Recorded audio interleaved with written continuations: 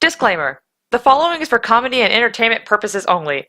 This is a parody of CinemaSin's Everything Wrong With series and various other GameSin videos. I don't own anything in this video other than my own words. All rights belong to their respective owners.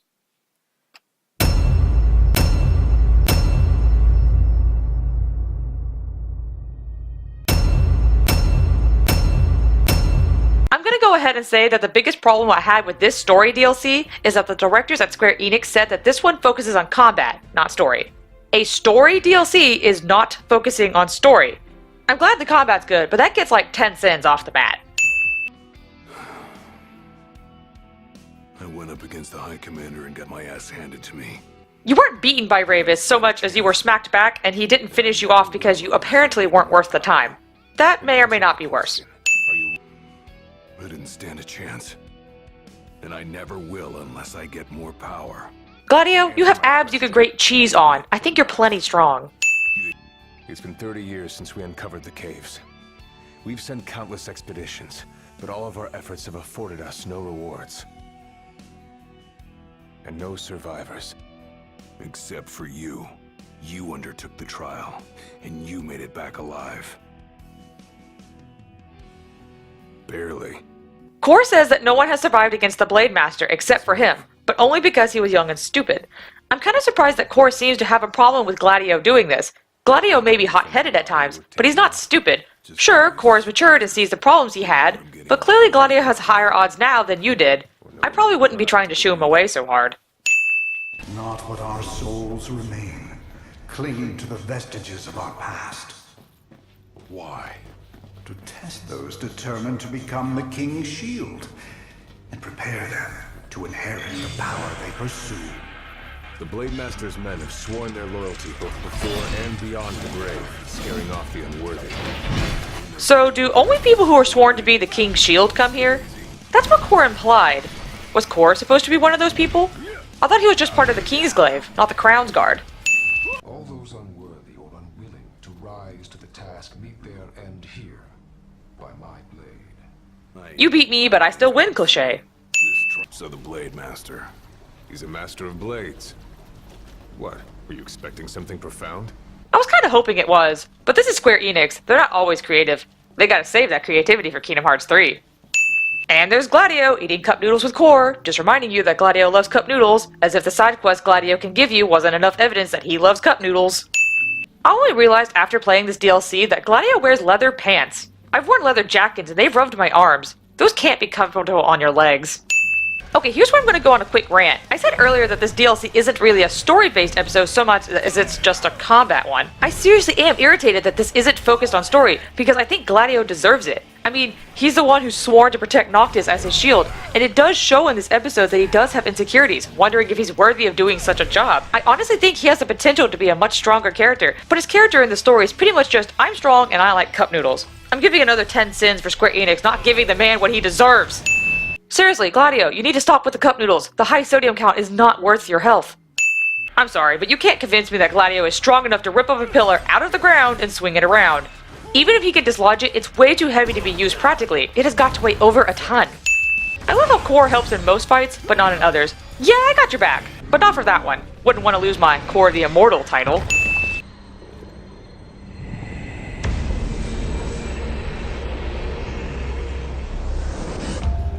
Venture forth, young warrior, bearing our hopes and dreams. So, do the souls just hand their power to anyone who makes it this far, or is Gladio the only one they think deserves it?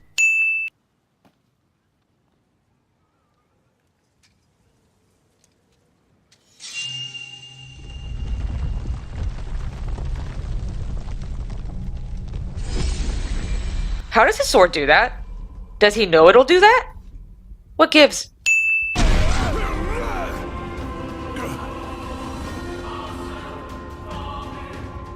You are strong, yet so long as fear binds your heart, the power you possess is wasted on you. Boss has second form, cliché. I just personally want to say f*** this fight. It's not particularly hard, but when I recorded this footage, I accidentally died once, and I didn't die in my first run. Spoken like a true shield of the king. Why does the Blade Master not have an echo in his voice anymore? It's kind of weird. Does he only use it when he's trying to scare people? That's my only explanation for this change.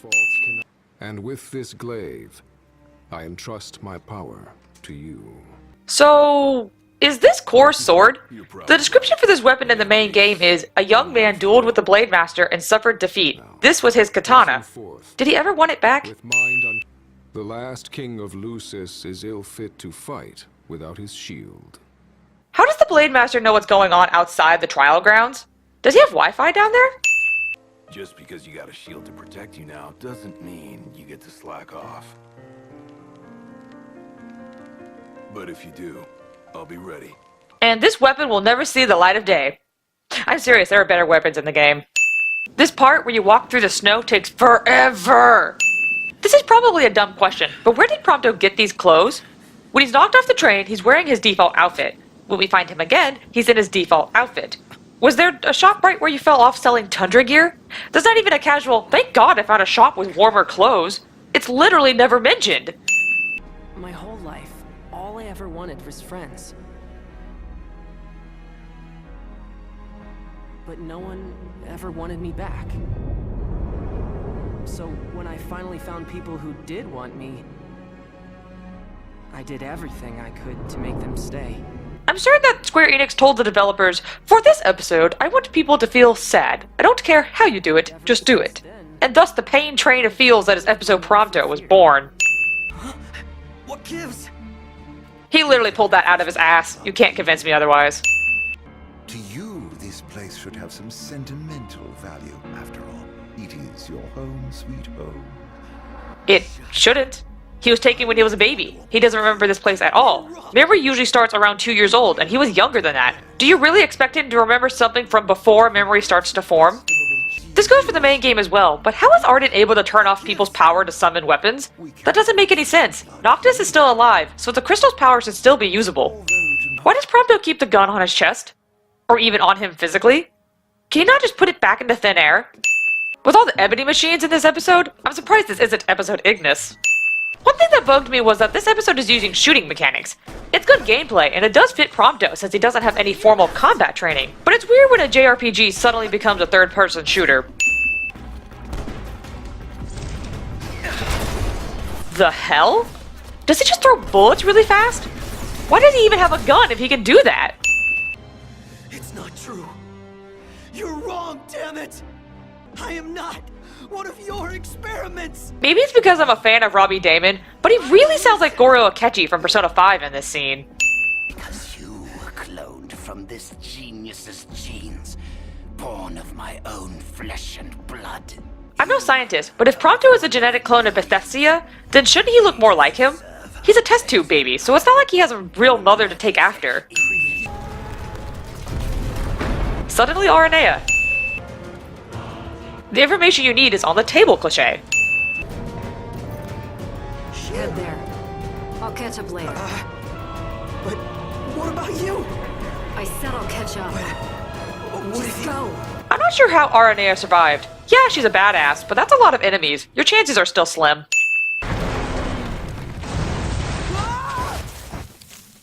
Yeah, no, you should have a broken leg. Or at least a sprained ankle. Damn it. I know what you're trying to do, but you won't be successful if you keep the gloves on. I don't really see the point in this option. You either don't burn your wrist, or Aranea heals you with a potion if you do. Kind of a dumb choice to have. They'd never accept the real me. You spent all that time driving around together and you still don't know what kind of guys they really are. In case you forgot, your princely pal and I weren't always on such friendly terms. But you know what? He put all that aside and asked me to make sure you were safe. Think he'd do that for someone who makes him miserable? I get that Prompto just had one of the most traumatic days in his life, but I can't believe it takes Aranea, who barely knows them, to explain that his friends wouldn't just abandon him, even if they find out who he is. Don't get me wrong, it's a good character moment, but when you sit back and look at it, I can't help but see how odd it was. I don't know how I could live with myself. Ugh.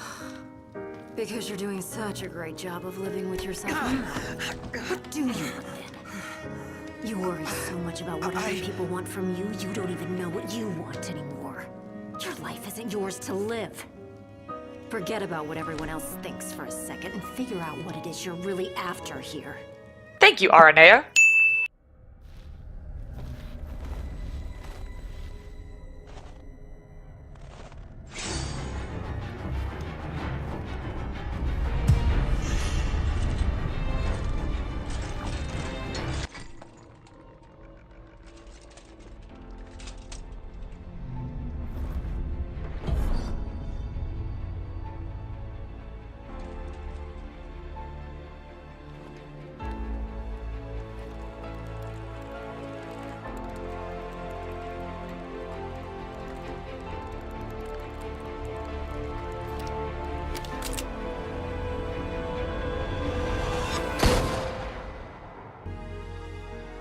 It was all a dream, cliché. I'm impressed that two people can take over an entire base by themselves, even if it's with Aranea. Seriously, what's with Niflheim's obsession with Ebony? Ignis would be in heaven. This isn't a fuck this boss fight moment, but I do hate it. Screw you, dude. Screw you. This auto-scrolling part is kind of meh. It looks cool, but I'm more curious about how this snowmobile never runs out of bullets. You alright? Yeah. This is what I wanted. You wanted to kill your dad? You did good, Okay. kid.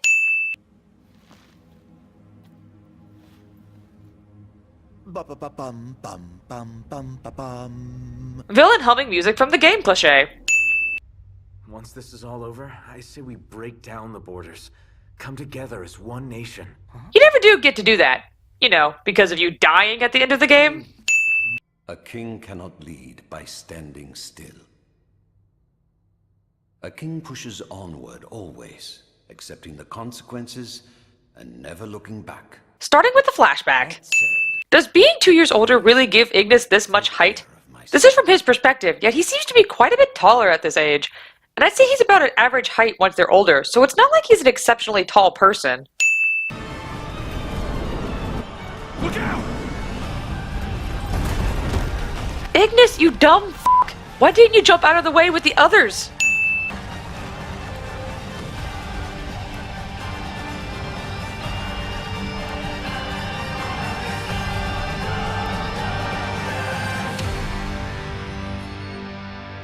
And that's episode Ignis. Can I go home now? Okay, for real, how does Ignis not die from that? That was a multi-ton airship that broke the bridge apart. That's got to be at least a broken ankle. I can maybe understand how Ignis lost his jacket, but how did he lose his gloves? Gloves don't normally come off unless you take them off yourself. I highly doubt getting thrown into the water took them off. Prompto! Iggy, I thought you were a goner. Yeah, no, that earpiece shouldn't be working. You fell in the ocean. I guess the devs love Spider-Man, because Ignis gets to be Spider-Man with this grappling hook. I get that Ignis has extensive combat training, but what I don't understand is how he's that agile while wearing business slacks.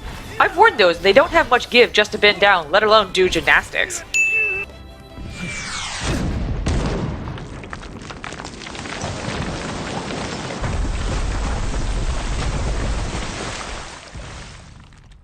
How did that not hit you? It was 5 feet from you! Have you located the ring yet, Commander? And what of Luna Freya? Both, High Commander, but our forces are unable to extract either at present. Was finding them really a problem? You know where they were. They're still there. Dare he address me with such impudence? Has he forgotten his place entirely? He's the High Commander. You're just the Commander. He gets the right to boss you around. There you are, ready to ship out. Ready as I'll ever be. You best get the civilians out of here while there's still time. Why are they not evacuated yet? I thought our job was to ensure the safety of the citizens. Well, look who it is. What could one of His Majesty's royal retainers be doing here, of all places? You aren't wearing a mic. How is your voice doing that? Ignis doesn't get shot here despite all the bullets hitting around him.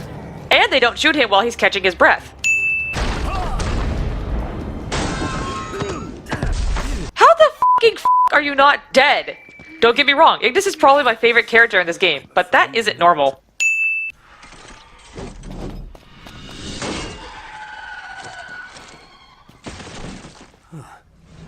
I've no quarrel with you, boy. So Ravis joins us suddenly. I'm honestly not sure what causes him to want to help Noctis, especially when he tries to kill him again later. If Noctis is the true king, he still has much to prove. The darkness will not wait for his ascent. It will consume our star, and all upon it. I know. He may not yet grasp the gravity of his calling. But once he does, he will rise to the occasion and fulfill his destiny. One can only hope you're right. I'm with Ravis. I know it's Noctis' destiny to destroy the darkness, but I'm surprised Ignis has this high of faith in him when Noctis won't even eat his vegetables. Now enter into reflection. Let the light of Providence shine within. So this episode confirms that Ignis knew what would happen to Noctis, yet doesn't even try to tell him what would happen. I get that it was to make sure he did his job, but I'd at least tell him that he needed to get ready for shit to happen. And Ignis doesn't even comment on himself going blind in the future. And now they make a sacrifice of my sister. Get out of my way! What are you doing? What I should have done long ago! Ridding us of this menace! Ravis, do you really think that Noctis, who loved and cared for your sister, would murder her? Do you not even think it could be someone else? Well, what have we here? You, Arden. How did Ravis know automatically it was Arden? Even I thought at first it was Gladio. Was it because he just attacked without any reason? What's with this thing where you can change the viewpoint? The only thing I learned was Ignis now doesn't have his glasses. If Arden's after the ring, does he not see it on the ground? It doesn't exactly blend in with the concrete. These options can be summed up with no and hell no.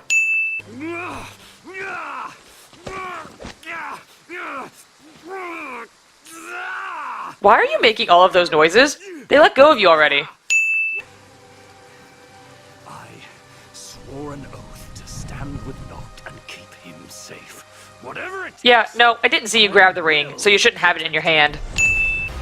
I may not be of royal blood, but if a glaive can harness its power, then so can I! They don't use the ring!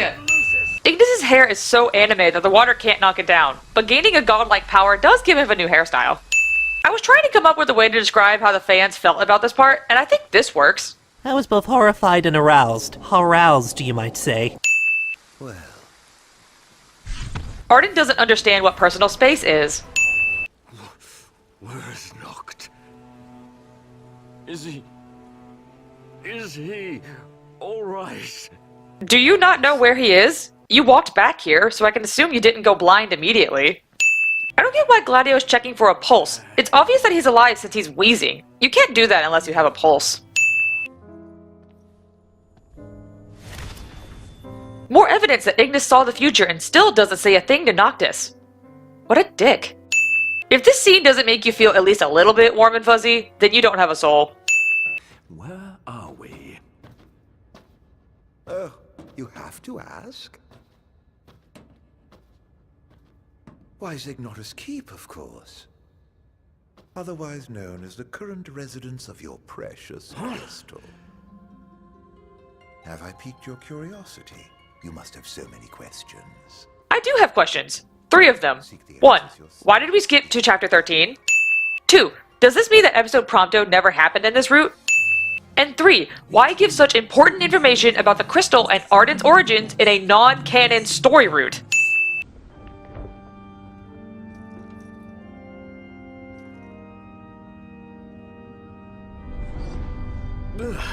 Me and Ignis had the same reaction. Maybe this is a dumb question, but why is Arden's armor red? If he's really of the line of Lucis, then it should be blue. Or is this just a way to show he's evil? The Arden DLC better make this clear. How many fedoras does this man have? Arden is a dick. So, what knocked Ignis' hair down this time? It wasn't the ring, so... How the fuck do you have that? This world means nothing to me. Do with it as you wish. How did you get your hands on that? But I refuse to let Noct sacrifice his life to save ours. I won't let you take him away. Even if it costs my own life to save him. I will pay that price! In all seriousness, why is Ignis one of the best, if not the best character in this game?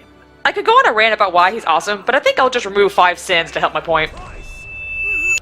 Ooh, for a moment, I felt death's chill wind. But then, I remembered I'm immortal. Such is my blessing, and my curse. You say the same thing to Noctis. You're not even being original here.